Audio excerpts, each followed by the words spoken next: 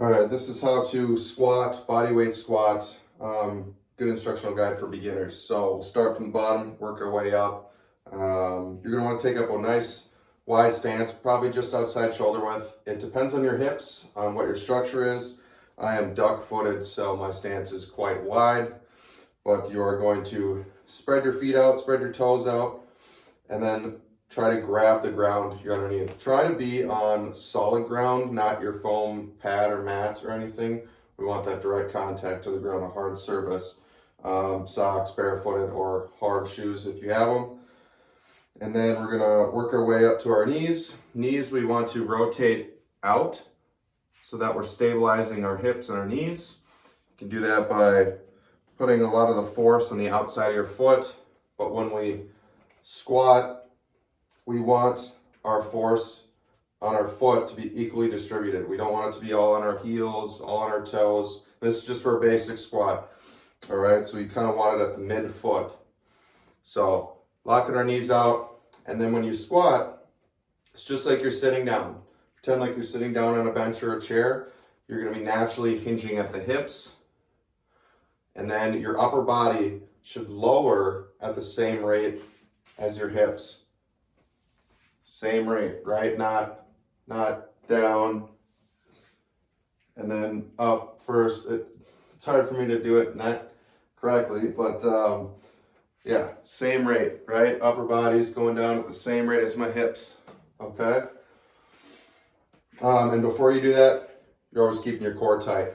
So what you're supposed to do is breathe in into your stomach. So you can practice that first, how to keep your core tight during a movement. Breathing in your stomach rather than your chest. So if you're just breathing normally right now, you notice it comes into the top part of your chest. Now try to breathe in through your stomach. Kind of pushes out your gut, right? Well, that's how you're going to keep your core tight during something like a squat. So again, we'll go through all of it. Spread your toes, grab the ground with your toes, torque your knees out, get ready for the hinge. Tighten your core.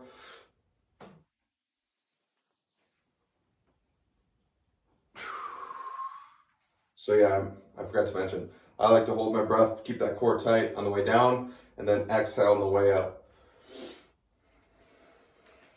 For beginners, you can hold on to something, whether it's a bar or a post, so that when you come down, you have something to pull yourself back up.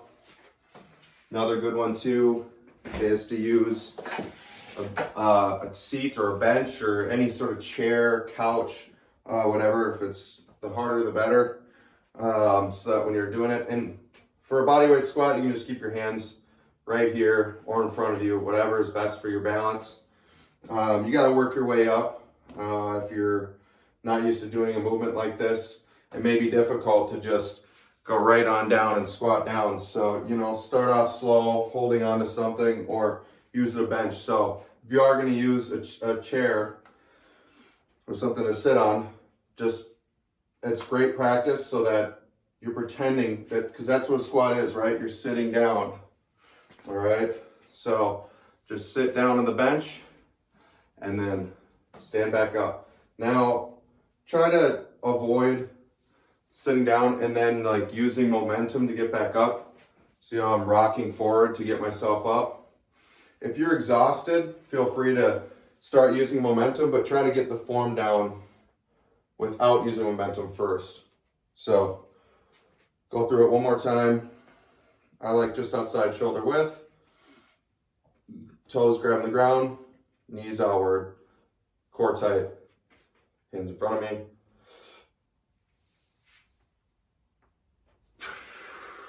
And try to get as low as your anatomy allows. The lower the better. You're going to get more out of it. Your flexibility will come the more you do it, the longer you do it.